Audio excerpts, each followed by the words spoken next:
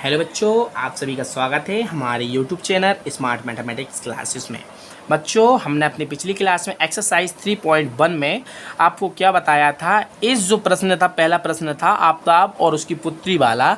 तो इस प्रश्न को हमने बीजगणितीय रूप में इसको हल करके एक्स और वाई के मान निकाल लिए थे, ठीक है ना। अब हमें क्या करना है, इसको ग्राफ रूपों में दर्शाना है, ठीक है ना। जो हमारा बीजगणितीय रूप हमने आप सभी को बताया था एक्स और वाई करके, हमें दो समीकरण बने थे। उन दोनों समीकरणों को हमने प्रतिस्थापन विधि से हल किया था, तो एक्स और वाई के मान आ गए थे, ठीक है ना। हम दोनों समीकरणों को बच्चों प्रतिस्थापन विधि, विलोपन विधि, बीजगणित विधि और ग्राफ विधि से हल कर सकते हैं। दोनों का आंसर एक ही आएगा, ठीक है ना। तो अब हमने देखो, पहले बीजगणितीय हमारी के, तो बीजगणितीय जो विधि होती है, 4 विधि द्वारा हम इस प्रश्न को हल कर सकते हैं। तो एक विधि द्वारा हमने इसको हल कर लिया है। अब दूसरी विधि कौन सी करते हैं, ग्राफ विधि करते हैं, ठीक है ना। तो बच्चों, ग्राफ विधि बहुत अच्छी विधि है, तो इसके बारे में हम समझते हैं, आपको समझाते हैं, एक एक समझाएंगे सब कुछ, ठीक है ना। बिल्कुल विस्तार से समझाएंगे, आप बिल्कुल परेशान मत होना, ठीक है ना।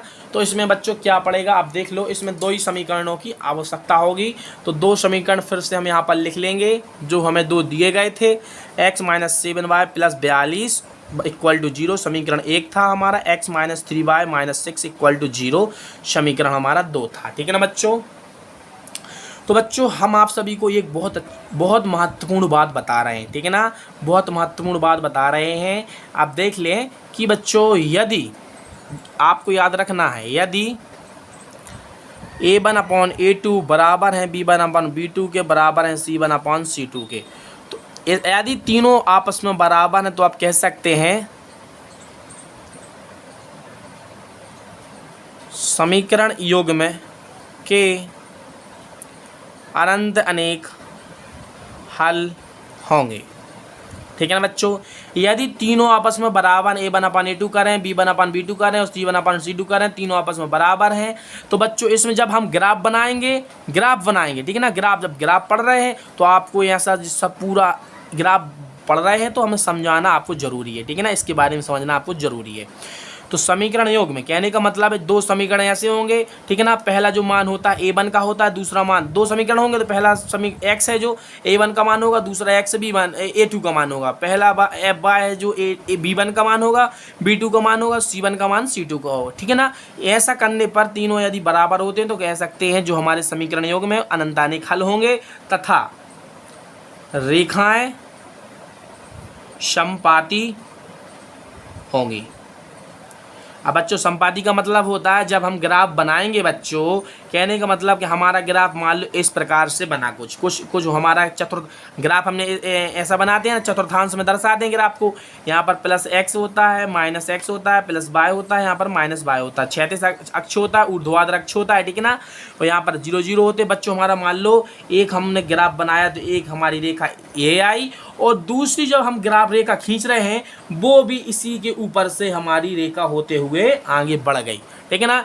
यदि दोनों रेखा एक के ऊपर एक हो, कहने का मतलब संपाती रेखा कैसी होती, मान लो पहली रेखा ये है और दूसरी रेखा इसी के ऊपर आएगी आगे से, ठीक है ना, इसी के ऊपर आएगी, ठीक है ना।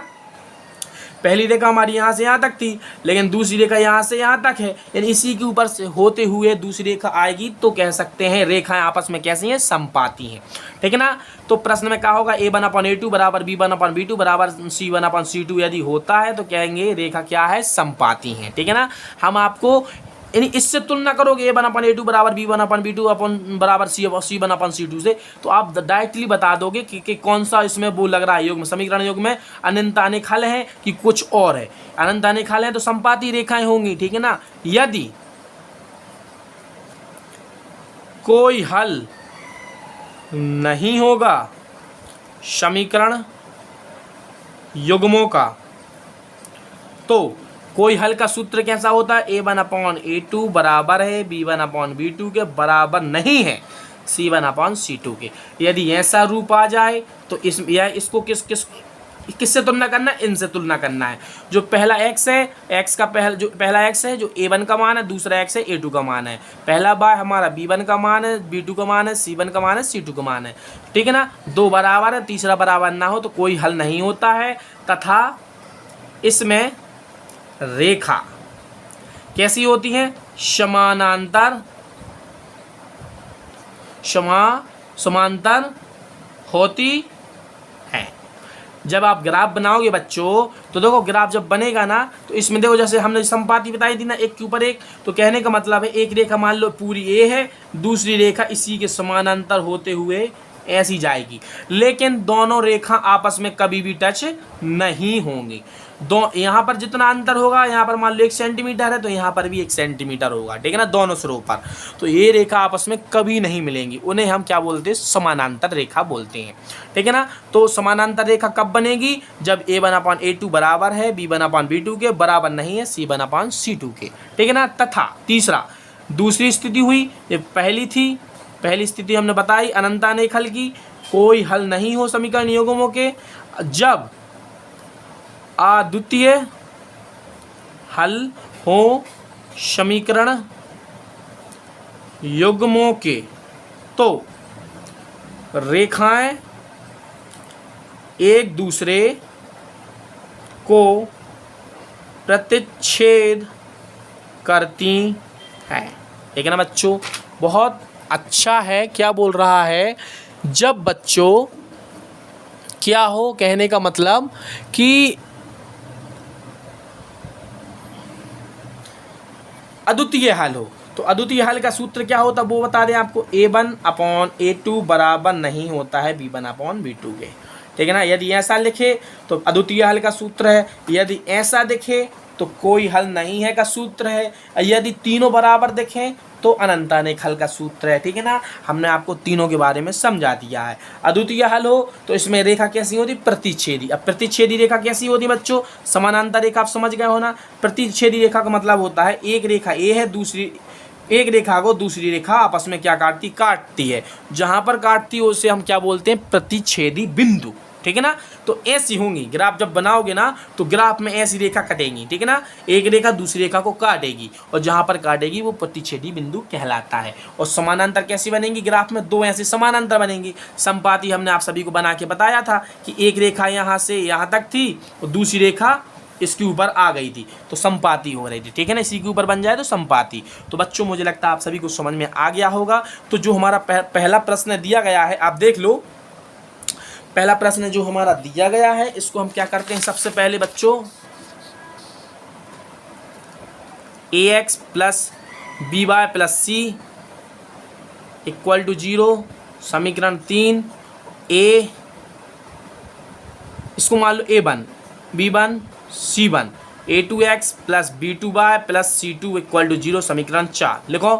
समीकरण 1 की तुलना समीकरण 3 से करने पर, तो तुलना कैसे करते हैं बच्चों आप सभी को बता दें। समीकरण 3 क्या है? समीकरण 1 की तुलना करना, तो समीकरण 3 और समीकरण 1 में देखो तुलना जब भी करेंगे तो एक दूसरों को बराबर करेंगे। तो क्या करेंगे? A1x बराबर, ठीक है ना। A1x पूरा बराबर होगा किसके? x के। इसके आगे कुछ नहीं है तो 1 मानते हैं। तो देखो x से x कट जाएगा तो A1 की वैल्यू कितनी आएगी? 1, ठीक है ना। अब किस लिए इसकी कर दी ना, अब इस पूरे की करेंगे तुलना इस पूरे से जिसके साथ y है, चिन्ह साथ, तो प्लस का है तो क्या करेंगे? प्लस B1y = बराबर करना है किसके? -7y के। y से y कैंसिल, तो B1 की वैल्यू कितनी आई? -7। अब देखो बच्चों C1 + C1 = किसके बराबर होगा? 42 के। तो C1 की वैल्यू कितनी? 42, ठीक है ना। अब क्या लिखेंगे आगे? समीकरण 2 की तुलना 4 से करने पर, समीकरण 4 से करने पर, ठीक है ना। समीकरण लिख लेना।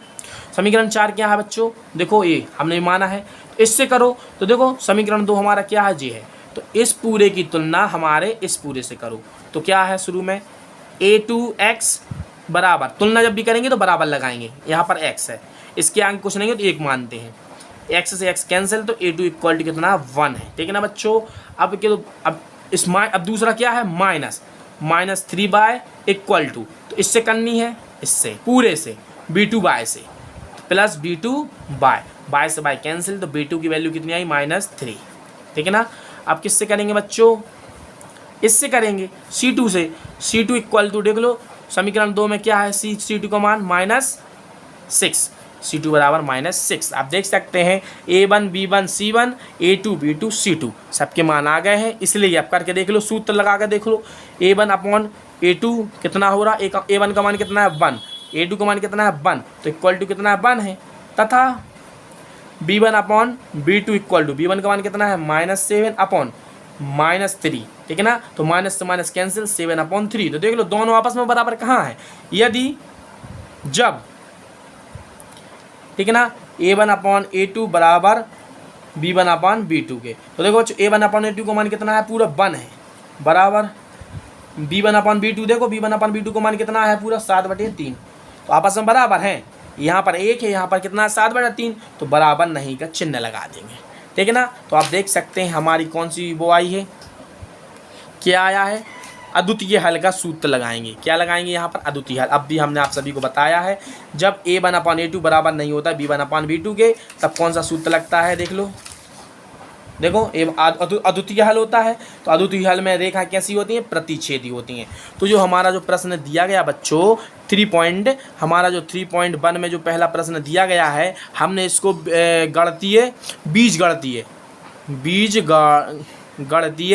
बीजगणितीय हमने 4 विधि होती है। बीजगणितीय में कितनी विधि होती है, 4 विधि होती हैं, 4 विधि होती हैं। तो एक विधि प्रतिस्थापन विधि से x y के मान ज्ञात कर लिए थे। अब हमें क्या करना है, ग्राफीय विधि से। तो ग्राफीय विधि में हम क्या करेंगे, अगली क्लास में इसको समझाएंगे, ठीक है ना। हमने आप सभी को बता दिया, इसके आगे हम आप सभी को समझाएंगे, इसलिए हम इस क्लास में नहीं समझा रहे क्योंकि वीडियो की लेंथ लंबी हो जाएगी, ठीक। तो इस क्लास को अब क्या करेंगे, अगली क्लास में इसको समझाएंगे इसके आगे। तो हमारे जो A1 B1 C1 A2 B2 C2 के जो हमारे मान आए हैं, और हमने बता दिया है कौन सा नियम लग रहा है, अद्वितीय हल का नियम लग रहा है। इसलिए हम क्या करेंगे, अब ग्राफ खींचेंगे, ठीक है। तो ग्राफ जब खींचेंगे तो रेखाएं कैसी होंगी, प्रतिच्छेद करेंगी। हमने अब भी बताया है, जब क्या होती हैं, जब अद्वितीय हल होता है समीकरण युग्मों का, तो रेखा एक दूसरे को प्रतिच्छेद करती हैं। प्रतिच्छेद कैसी करती हैं वो भी देख लो आप, एक दूसरे को काटेंगी, ठीक है ना। ग्राफ जब भी बनाएंगे एक दूसरे को काटेंगी। तो बच्चों मिलते हैं अगली क्लास में, तब तक के लिए जय हिंद जय भारत।